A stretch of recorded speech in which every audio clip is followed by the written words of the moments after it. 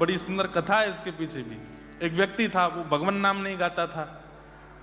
गांव के परिवार के सब लोगों ने ले जा करके उसको एक महात्मा के पास बैठा दिया।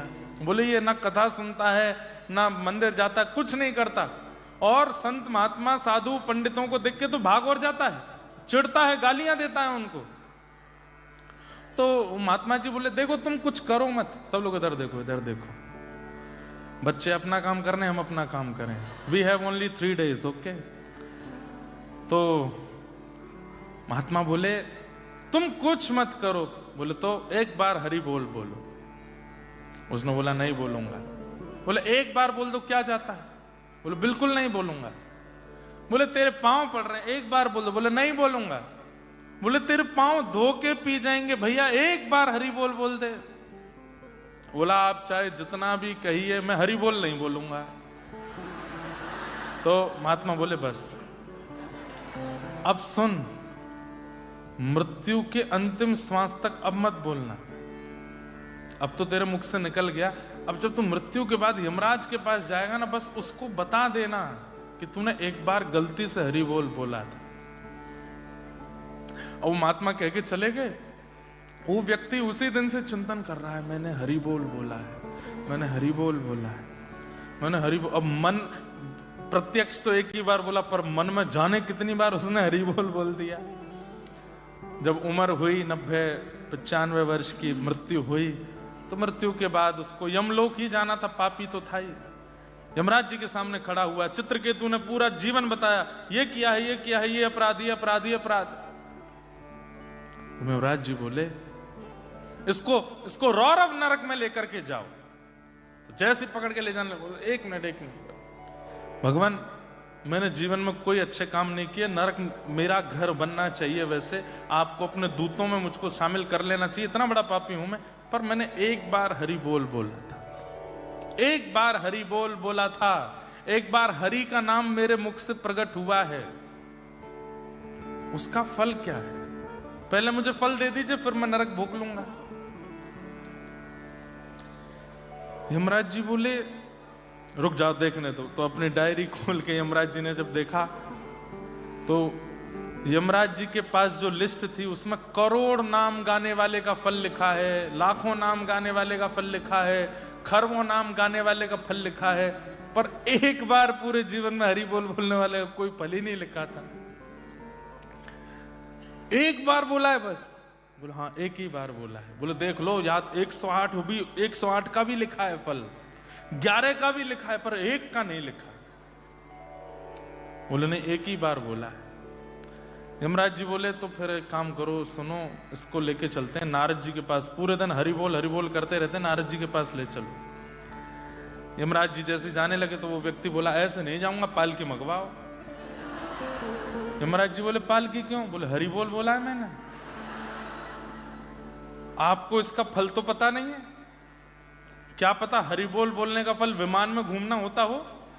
पालकी तो मंगवाओ, पैदल नहीं जाऊंगा मैं। यमराज जी बोले पालकी मंगाओ। यम के दूत उठा के लेके चलने लगे। नारद जी के सामने जैसे पहुंचे, भैंसा पर बैठ के यमराज और सारे कहार एक आदमी को, नारद जी अपने आसन से खड़े हो गए। बोले आज तो कोई दिव्य महापुरुष आया है, यमराज स्वयं मेरे लोक में लेके आए हैं, ये तो कोई अद्भुत महापुरुष आए हैं। हे यमराज जी कौन है ये? बोले पूछो मत। बोले क्या ऐसा क्या किया कि स्वयं यमराज मेरे पास लेके आए? बोले इसने अपने पूरे जीवन काल में एक बार हरि बोल बोला है, उसका फल पूछ रहा है। मुझे नहीं पता था इसलिए मैं आपके पास लेके आया। नारद जी बोले एक ही बार बोला है बस? बोले बस सिंगल एक बार, 95 वर्ष का होके मरा, एक बार हरि बोल बोला है बस, उसका फल पूछ रहा है। नारद जी बोले एक बार का तो मुझे भी नहीं, सृष्टि बनाई ब्रह्मा जी ने, ब्रह्मा जी से पूछते हैं, चलो उनके पास लेके चलो। नारद जी यमराज जी उसको पालकी में लेके ब्रह्मा जी कमल पे से उठ करके बैठ गए, पुष्प वर्षा करने लगे। कोई दिव्य आत्मा आई है भैया, स्वयं जो है यमराज जी नारद जी लेके आए हैं, पुष्प वर्षा करने लगे। यमराज जी बोले इसकी आवश्यकता नहीं है, मत कीजिए। अरे भाई तुम हमारे द्वार पे किसी को लेके आए हो पालकी में बैठा के। बोले कारण तो समझ लीजिए। बोले क्या कारण है? बोले इसने पूरे जीवन में एक बार हरि बोल बोला, उसका फल पूछ रहा है। ब्रह्मा जी बोले एक बार? चित्रगुप्त पुण्यों की डायरी निकाल के लाओ और उसमें देखो एक बार हरि नाम गाने का क्या फल है। चित्रगुप्त ने कहा, बोले कि एक बार की संख्या का तो कोई फल है ही नहीं। ब्रह्मा जी भी नहीं उत्तर दे पाए। यमराज जी, ब्रह्मा जी, नारद जी तीनों की मीटिंग चल रही। वो पालकी में से बोलता है, ऐसा है मैं बहुत थक गया हूं, कुछ भोजन प्रसाद पवाएंगे जरा, जब तक आपको हरि बोल का अर्थ नहीं पता चलता मुझे बताओ। ब्रह्म लोक की थाली आई है उसके सामने, पा रहा है और ब्रह्मा जी यमराज जी सब देख रहे हैं। बोले क्या करें? बोले महादेव के पास लेके चलो। महादेव तो ध्याये नित्यम महेशम रजत गिरिनिभम चारु चंद्रावतम शम रत्नाकल्पोज्ज्वलांगम पैशुमर्गवरा भीति हस्तम प्रसन्नम पद्मासीनम समन्तास्तुतमर्गणै व्याधिकृत्यम वसानम विश्वाद्यम विश्ववंद्यम अखिल वैहरम पंचवक्रम नितनेत्रम। 24 घंटे ठाकुर जी के नाम में ही रहते हैं, उनको तो पता होगा। शिवलोक लेकर के गए। जैसे ही कैलाश पर पहुंचे, महाराज श्रृंगी भृंगी प्रणाम करने लगे। कार्तिकेय और गणेश जी तो पुष्प, जैसे कोई संत आते हैं तो रास्ते में पुष्प डालते हैं, ऐसे पुष्प डालने लगे। शंकर जी बोले क्या बात है? बोले स्वयं यमराज, स्वयं ब्रह्मा जी, स्वयं नारद जी पालकी में किसी को लेकर के आ रहे हैं। हे पिताजी, आज कोई दिव्य आत्मा आ रही है हमारे कैलाश में।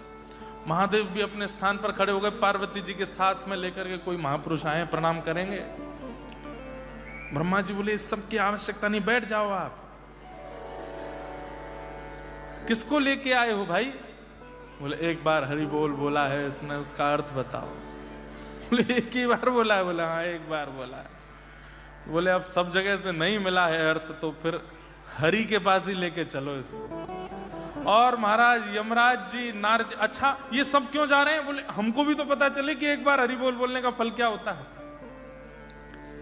वैकुंठ में लेकर के गए, जय विजय प्रणाम करते हैं। वैकुंठ के द्वार खुले हैं। दुनिया के बड़े से बड़े भक्त भी पैदल जाते होंगे, लेकिन वो पालकी में जा रहा है। आहा, शंख चक्र गदा पद्मधारी सहस्त्र शीर्षा पुरुषः सहस्त्राक्षः। भगवान के सन्मुख जैसे ही पहुंचा, भगवान अपने स्थान से खड़े हो गए। सबने जाकर कहा ठाकुर जी बैठे रहिए, खड़े नहीं होना है। बोले अरे किस दिव्यात्मा को लेकर के आए हैं? सब ने बताया। बोले कि इसने एक बार हरि बोल बोला है, नरक में यातना भोगने आया था, पर पूछ रहा है हरि बोल बोलने का फल क्या है, क्या बताएं। यमराज जी लेकर के नारद जी के पास गए। नारद जी बोले मैं लेकर के ब्रह्मा जी के पास गया। ब्रह्मा जी बोले मैं लेके महादेव, और हम सब लेके आपके पास आए हैं। ठाकुर जी जोर से हंस करके बोले स्वयं नारद जी, स्वयं ब्रह्मा जी, स्वयं महादेव, स्वयं यमराज इसको पालकी में बैठा के वैकुंठ लामे, यही हरि नाम बोलने का फल है, यही हरि बोल बोलने का फल है। मैया तेरे पांव पड़ूं एक बार हरि बोल, मैया तेरे बोलो हरि बोल एक बार हरि बोल, मैया तेरे पांव पड़ूं एक बार हरि बोल, मैया तेरे पांव पड़ूं एक बार हरि बोल, हरि बोल हरि बोल हरि हरि हरि बोल, हरि बोल हरि बोल हरि हरि हरि बोल। मैं द्वारे द्वारे जाऊंगो हरि हरि हरि बोल, द्वारे द्वारे जाऊंगो हरि हरि हरि बोल। मैं सब सो बुलवाऊंगो हरि हरि हरि बोल, सबसे बुलवाऊंगो हरि हरि हरि बोल। हे मैया तेरे पांव पड़ूं एक बार हरि बोल, मैया तेरे पांव पड़ूं एक बार हरि बोल, हरि बोल हरि बोल हरि बोल हरि बोल, हे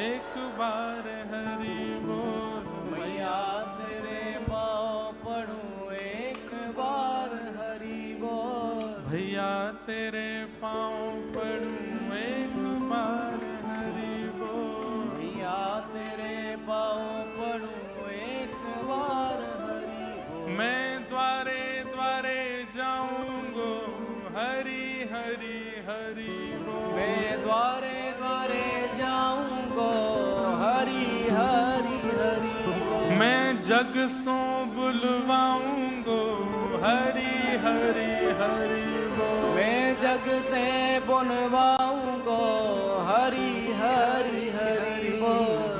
हरि बोल हरि बोल हरि हरि हरि बोल। हरि बोल हरि बोल हरि हरि हरि बोल। हरि बोल हरि बोल हरि हरि हरि बोल। हरि बोल हरि बोल हरि हरि हरि बोल। तो नाम की महिमा, कितने अपराध सुन चुके अभी तक हम? 6। छठवां अपराध क्या था? नाम के बल पर पाप करना। नाम भी चल रहा है और पाप भी चल रहा है। एक बात हमारी हमेशा याद रखना, ये दो तरफा लोगों का कल्याण कभी नहीं होता, जो यहां के भी हैं और वहां के भी हैं। यहां के वहां के समझे। कथा होती है तो कथाओं में भी आते हैं, और जब कुछ उल्टा सीधा करने को मिले तो वहां भी जाते हैं। कल हम रात में मेलबर्न में घूम रहे थे, सिटी में, तो जो अंदर वो नदी है ना, वहां पे है, क्या नाम है?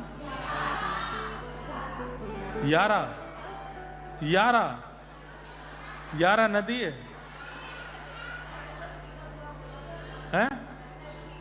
अरे गंगा तो एक ही है। यारा है? यारा मदर, यहां पे बोलते हैं ऐसा, यारा मदर। बोल गंगा मैया की। मैया तो एक ही है, गंगा जी। यारा मदर गंगा। गंगे गंगे यो ब्रूयात यो जनानाम सतैरपि मुच्यते सर्व पापेभ्यो विष्णु लोकम सगच्छति। तो गंगा ही है, ठीक है। कल मैं गया था वहां पे। हमारे यहां और यहां पर, विदेश में और भारत में अंतर यदि पूछे हमसे, यहां पर स्वच्छता बहुत है, पवित्रता नहीं है। हमारे भारत में पवित्रता बहुत है, स्वच्छता नहीं है। ये गड़बड़ी भारतीय लोगों की है। इसको अगर सुधार कर लें भारतीय लोग। अब यहाँ की नदी बहुत पवित्र लग रही थी, स्वच्छ लग रही थी, पर नदी के किनारे बहुत अपवित्र थे। मैं गलत हूं तो टोक देना। नदी बहुत पवित्र थी, स्वच्छ थी, पवित्र नहीं मतलब स्वच्छ थी, पर किनारे बड़े पवित्र थे। सब चल रहा था किनारों पर, सब खाए पिए जा रहे थे। कई बार तो फ्रेश नदी से ही निकाल के सीधा परोस दिया जाता है। भारत में भी ये चलन शुरू हो रहा है धीरे धीरे। नदियों के किनारे भी उल्टे सीधे काम शुरू कर दिए हैं युवाओं ने। बहुत गलत है। भारत को भारत ही रहने तो बस, उसमें स्वच्छता ले आओ। भारत जैसा कोई देश नहीं। हमारे भारत में स्वच्छता नहीं रख रहे हैं लोग। बस इस बात की थोड़ी सी मन में एक ग्लानि होती है, मन में एक पीड़ा रहती है। हमारी यमुना जी का तो हाल बहुत बेहाल कर दिया लोगों ने। तो कल हम यहां पे घूम रहे थे, तो मन में आ रहा था कि उसको देखना एक बात होती है। देख तो सकते ही हैं, जा तो सकते ही हैं, संसार का पता तो होना ही चाहिए क्या चल रहा है संसार में, पर उसको करने की हिम्मत नहीं हो सकती। पर कई लोग जो वह क्रिया भी कर लेते हैं और कथा में भी आते हैं। ये दो तरफा, जिनके दोनों तरफ पैर अड़े हुए हैं, वो भी करना है, ये भी करना है, इनका कल्याण नहीं हो पाता। कई बार उस तरफ के लोगों का भी कल्याण हो जाता है। ठाकुर जी अजामिल जैसे पापी का भी कल्याण कर देते हैं, रसखान जैसे जाति बिरादरी से विमुक्त व्यक्ति का भी कल्याण कर देते हैं। साल बेग, अभी हम जगन्नाथपुरी से आए हैं, वहां कथा पूरी करके सीधे यहीं आए हैं। एक मुस्लिम भक्त हुए साल बेग, भगवान की स्तुति गाते हैं उड़िया भाषा में। अहे नीरशैणा प्रबलमतवारण प्रबलमतवारण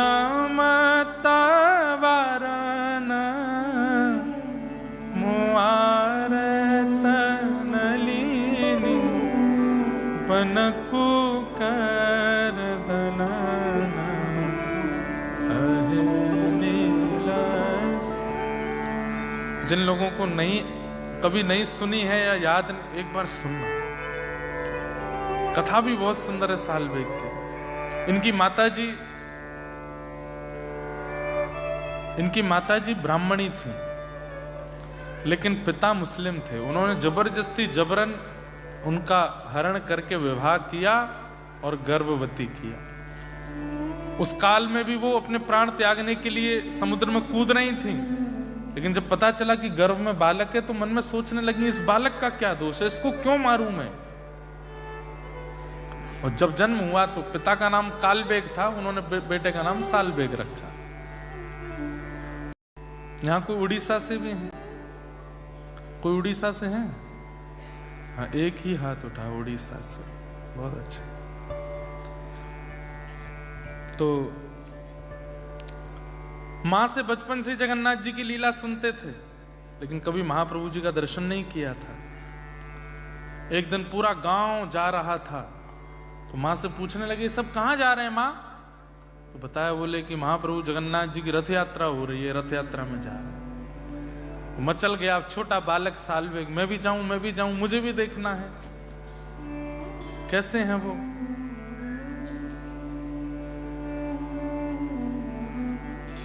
नहीं बेटा तू मत जा। क्यों? क्योंकि तू गया तो दर्शन तो तू कर लेगा, लेकिन लौट के जब आएगा तो शायद मैं जीवित नहीं मिलूंगी, तेरे जाने की खबर पिता को पड़ेगी, वो मुझे मार देंगे, मत जा। और बेटा तू यहीं रहना मेरे पास, ठीक है, मैं कथा सुनाती हूं उसमें संतुष्ट रह, दर्शन मत कर, तेरे पिता को पता चलेगा तुझे भी मार देंगे वो। तब सालबेग ठाकुर जी से एक प्रकार से थोड़ा सा गुस्सा होकर के स्तुति गाते हैं। बोले नाम रख लिया है अपना जगन्नाथ, पर दर्शन केवल उन्हीं को देते हो जो आपके पास आते हैं। मैं इतनी दूर बैठा हूं, मुझे दर्शन नहीं दोगे तो आपका नाम जगन्नाथ कैसे? जगत के नाथ जगन्नाथ हैं, जगत में मैं भी आता हूं, मुझ पर कृपा करो, मुझे दर्शन दो। हे नीलाचल पर्वत के हाथी, मतवाले हाथी जगन्नाथ, अभी 14-15 तारीख में रथ यात्रा होगी महाप्रभु जगन्नाथ जी की। मैं क्या बताऊं आपको, क्या सुख है जगन्नाथपुरी का। हम यहां से लौट के जाएंगे, फिर से जगन्नाथपुरी जाएंगे महाप्रभु जगन्नाथ जी के उल्टे रथ का दर्शन करने। सीधे रथ में तो यही है, 20 को यहां से लौटेंगे, 1-2 दिन कुछ कार्य वो करके 24-25 में महाप्रभु जी वापस लौटेंगे गुंडीचा से, तब मैं जाऊंगा एक बार और दर्शन करने। क्या अद्भुत ठाकुर जी का दर्शन है, मैं उसका वर्णन नहीं कर सकता। महाप्रभु जगन्नाथ जी जब मंदिर से निकलते हैं तो अपने सिर पर जो वो एक मुकुट पहनते हैं उसको ताहिया बोलते हैं। क्या बोलते हैं? ताहिया। उड़ीसा के वैष्णव जन, उड़िया भक्तजन उसको इतना पवित्र मानते हैं, और जब महाप्रभु जी चलते हैं तो ऐसे भुजाएं हैं उनकी।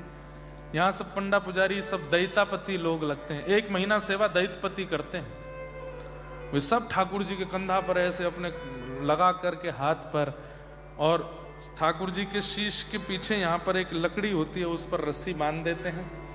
तो कुछ लोग पीछे से खींचते हैं और नीचे से खिसकाते हैं ठाकुर जी को, ऐसे खिसक खिसक के चलते हैं ठाकुर जी। और जो ताहिया हिलता है ना, उस समय मेरे बोलते बोलते रोंगटे खड़े हो रहे हैं। उस समय अगर कभी अवसर मिले आपको, उसको पहुंडी बोलते हैं, ठाकुर जी जब चलते खिसक के आते हैं बाहर, 2 बार आते हैं बस, स्नान पूर्णिमा पर अभी हम थे वहां पे, और दूसरा रथ यात्रा पर।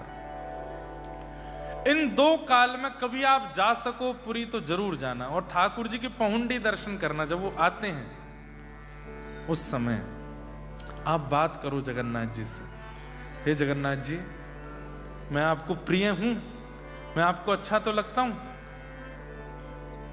तुरंत वो यात्रा अगर नहीं प्रिय लगते होंगे ना, तो ठाकुर जी रुक जाएंगे, हिलेंगे नहीं फिर। और जैसे आप रुके हुए, जब रुके तभी पूछना है, हे महाप्रभु जी, मैं आपको प्रिय तो लगता हूं, आप मुझसे प्रसन्न है, मुझसे कोई अपराध तो नहीं हो रहा है, आप मुझसे प्रसन्न है ना। तुरंत महाप्रभु जी ऐसे चलने लगेंगे, और वो जो ताहिया आगे पीछे हो तो समझो हाँ कर रहे हैं, हाँ तुम प्रिय हो, पूछ लो मुझसे कोई अपराध बना। अब ढूंढते रहो क्या अपराध बना। और एक तो अद्भुत है कि जैसे जगन्नाथ जी जहां से भी जा रहे हो, तो जैसे मान लीजिए इधर से आ रहे हैं और आप इधर खड़े हैं, और महाप्रभु जी ऐसे जा रहे हैं, जैसे सामने आवे, एक बार कहना, हे महाप्रभु जी एक बार मुझे इधर देखोगे नहीं, एक बार मेरी ओर देख लो। आप देखेंगे तुरंत ऐसे पंडाओं पर गिर जाएंगे, और आपको ऐसे देख लेंगे दोनों नेत्रों से। ये तो मैंने प्रत्यक्ष अनुभव, वहां सब उड़ीसा वैष्णव जन जितने भी उड़िया भक्त हैं जगन्नाथ, वो बात करते हैं महाप्रभु जी से, और महाप्रभु जी उत्तर देते हैं, हाँ या ना के ही प्रश्न होने चाहिए।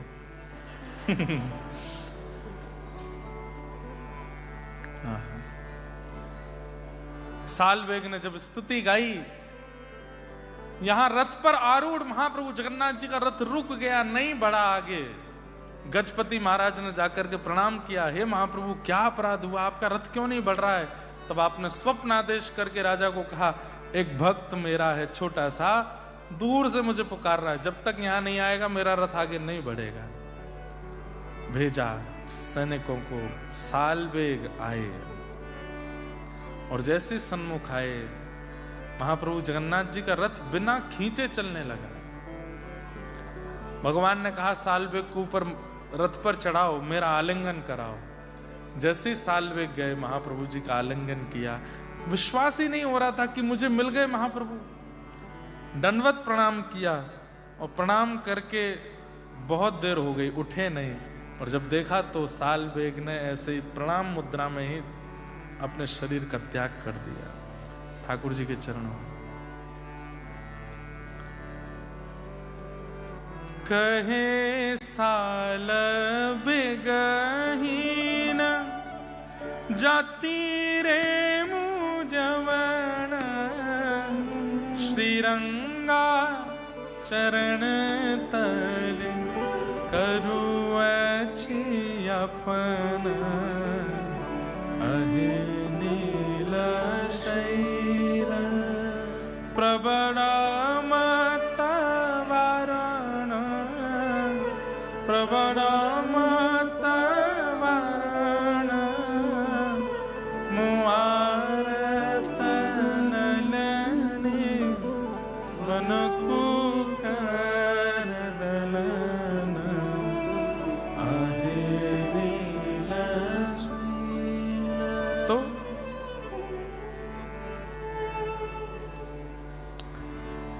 नाम के बल पर पाप मत करो,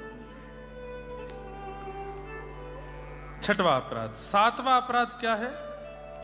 नाम की तुलना किसी अन्य साधन से मत करो।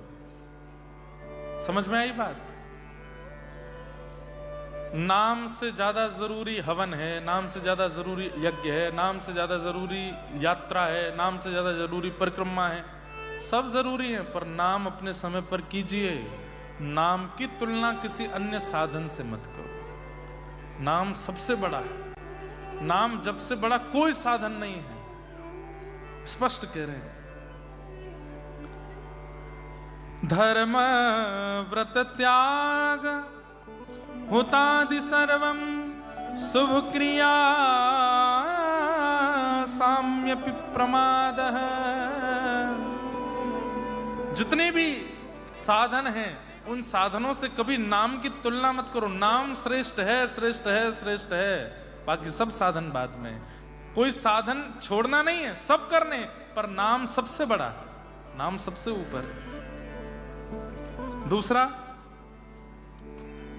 8वां नामापराध क्या है? प्रमाद करना। नाम जप में प्रमाद करना। प्रमाद किसको कहते हैं? आलस्य। नाम जप कर रहे हैं, फोन पे व्हाट्सएप भी चल रहा है, नाम जप भी चल रहा है, ऐसे पढ़ करके कर रहे हैं, ऐसे पढ़ करके कर रहे हैं, लेट करके कर रहे हैं, चल करके कर रहे हैं, बैठ कर नहीं। जिस प्रकार आप भयंकर भूख लगी होती है तो भोजन कैसे करते हो? सब छोड़ो, रोटी दाल में मिलाओ, चावल मिलाओ, कितने डेडिकेशन के साथ उसको खाते हो। इसमें थोड़ा घी डालो, थोड़ा नींबू निचोड़ो, इसमें नमक लाओ, नमक नहीं है थोड़ा और डालो, मिर्च कम डालते हो थोड़ा, ठीक है हम ऑस्ट्रेलिया में रहते, आए तो भारत से ही, मिर्च डालो थोड़ी सी, तीखा करो, तीखा। अचार लेके आना, वो वाला अचार लाओ। कितना डेडिकेशन होता है भूख लगते समय।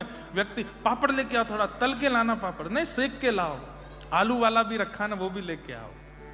अरे दाल चावल है कोरा, उसमें घी भी डालते हैं, उसमें नींबू भी डालते हैं, उसमें नमक भी डालते हैं, उसमें मिर्च भी डालते हैं, उसमें पापड़ भी डालते हैं, कई लोग भुजिया भी डालते हैं, कई लोग नमकीन भी डालते हैं, कई भले आदमी चीनी भी डालते हैं। हमारे गुजराती भाई लोग दाल भी मीठी बनाते हैं, हाँ? और फिर मीठी दाल डालते हैं चावल में। कढ़ी भी मीठी होती है, सब्जी में भी चीनी थोड़ी तो पड़ती है। तो डेडिकेशन भोजन करते समय कैसा होता है, उसको पाना है, पूर्ण लगन के साथ पाना है। वैसा ही, अब बताना, कोई कंपैरिजन नहीं करना चाहिए भोजन से नाम जप का, लेकिन समझाने के लिए कुछ तो कहेंगे। वैसा ही डेडिकेशन नाम के प्रति होना चाहिए। आसन लगाओ, आसन पर इत्र लगाओ, इत्र लगा करके शुद्ध अवस्था में बैठो, ठाकुर जी की माला को नेत्रों से लगाओ, प्रसन्न मुद्रा में, उत्साह में भर जाओ। अब हम नाम जप करेंगे, ठाकुर जी का नाम भाव याद आएगा और फिर उसके बाद नाम जप करने बैठो। ऐसी डेडिकेशन होनी चाहिए, प्रमाद नहीं होना चाहिए नाम जप। प्रमाद युक्त नाम कोई करने का कोई औचित्य है? ये तो वही हो गया कि एग्जामिनेशन देते जा रहे हो, नीचे फोन पर सारी आंसर शीट भी देखते जा रहे हो। भाई एग्जाम पेपर सामने, तो केवल उसके प्रति पूर्ण ध्यान रख करके करो ना। प्रमाद करना ये नामापराध है। चलते फिरते, उठते बैठते, खाते पीते, हंसते बैठते, बात करते, ठीक है नाम मन में चलते रहना चाहिए, लेकिन प्रमाद युक्त नाम नहीं करना चाहिए। 9वां नामापराध क्या है? श्रद्धा और वैष्णवता से शून्य व्यक्ति से नाम बुलवा सकते हो। जैसे मैंने कहा, अंग्रेजों से बुलवा लो, ऑस्ट्रेलियन से बुलवा लो, और भी जो मित्रगण उनसे सब हरि बोल बुलवाओ, लेकिन उसकी महिमा मत सुनो। जो वैष्णव नहीं है और जिसके मन में श्रद्धा नहीं है, उसको नाम की महिमा मत बताइए। क्यों? हाँ ठीक है, बहला फुसका करके नाम बुलवा दो, पर उसकी महिमा मत बताओ। क्यों? क्योंकि उसके अंदर श्रद्धा नहीं है, उसके अंदर विश्वास नहीं है, उसके अंदर वैष्णवता नहीं है। और मैं केवल ऑस्ट्रेलियंस को ही क्यों कहूं, हमारे घर परिवार के भी कई लोग होते हैं जिनकी श्रद्धा विश्वास नहीं होती। उन सब के आगे ज्यादा ठाकुर जी की कथा का महिमा मंडन मत करो, क्योंकि वे वहां भी दोष निकाल करके अपशब्द बोलेंगे। इसलिए जो ठाकुर जी से विहीन है, वैष्णवता से विहीन है, ठाकुर जी के नाम भाव प्रेम से बिल्कुल विहीन है, उनके सामने हरि चर्चा नहीं करनी, नहीं तो नामापराध लगेगा। और अंतिम नामापराध क्या है? ये 9 नामापराध सुनने के बाद और नाम की इतनी महिमा सुनने के बाद भी नाम न करना, ये 10वां अपराध है। अब यहां बैठा हर व्यक्ति, जितने बैठे हैं, मैंने आपको बहला फुसला करके नाम की महिमा बता दी। अब नहीं करोगे तो अपराध लगेगा। ये 10वां अपराध है। आप कहोगे महाराज जी बड़ा चढ़ा के बोल रहे हो, सुनो श्लोक सुनाते हैं, कि श्रुत्वापि नाम महिमात्म्यम यप्रीति हितोधमम् अहम मादि परमो नाम्नि सोप्य अपराध कृत अप्रमाद। जो व्यक्ति नाम महिमा सुन लेता है, नाम की महिमा सुनने के बाद भी नाम नहीं लगाता, अपने जीवन में नाम को नहीं लाता, अपराधी है। वो 10वां नाम अपराध। इसलिए ये 10 नाम के अपराध हैं, इनसे बचिए और खूब हरेर नाम हरेर नामैव केवलम कलौ नास्त्यैव नास्त्यैव नास्त्यैव गतिरन्यथा। इस कलयुग में केवल एक ही एग्जिट गेट है। जैसे इस हॉल में एक एग्जिट यहाँ भी है, एक वहां भी है, एक इधर भी है, इधर भी है। फायर कभी लग जाए तो सब लोग इधर उधर से भाग सकते हैं। ये हमारे जीवन रूपी कलिकाल में, इस कलयुग रूपी हमारे जीवन में एक ही एग्जिट गेट है, वो है हरि नाम, राधा नाम, कृष्ण नाम, युगल नाम। केवल नाम रूपी एग्जिट गेट है। आप चाहो किसी और एग्जिट से, एग्जिट और है ही नहीं है। बाकी सारे गेट्स कैसे हैं? मनी रूपी गेट है, संसार रूपी गेट है, परिवार रूपी गेट है। हमारे इस संसार रूपी हॉल में, हम सबके संसार रूपी हॉल में बहुत सारे गेट्स हैं। पैसे रूपी, डॉलर रूपी आपके लिए तो पैसे क्यों, डॉलर कमाते हो आप तो। पैसे तो हम लोग कमाते हैं, भारतीय लोग पैसे कमाते हैं, आप तो डॉलर कमाते हैं। तो डॉलर रूपी गेट है, पत्नी रूपी गेट है, पति रूपी गेट है, परिवार रूपी गेट है, भोग विलास आसक्ति आदि आदि सारे गेट हैं।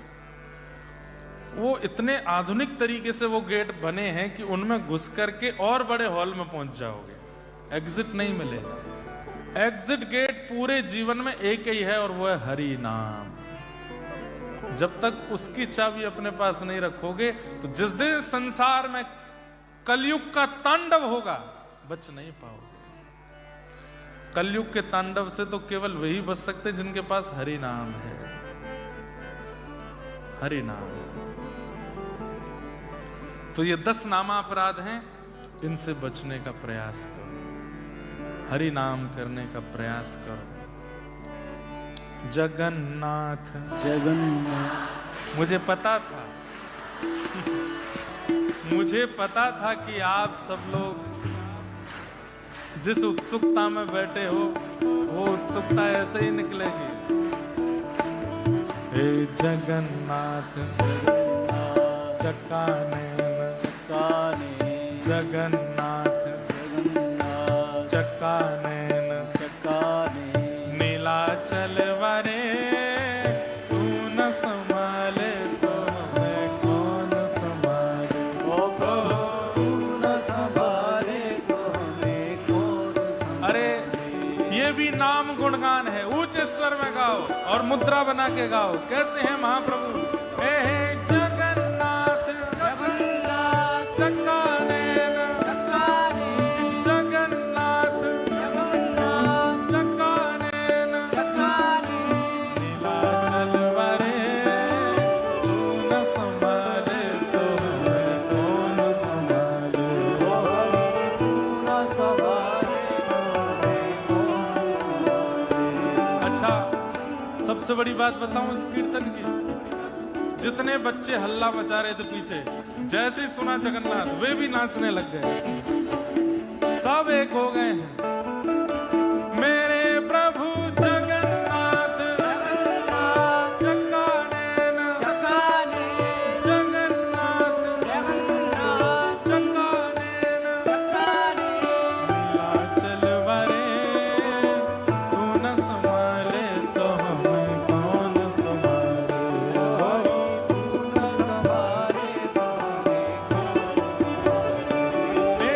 तुम्हें छोड़ जाऊं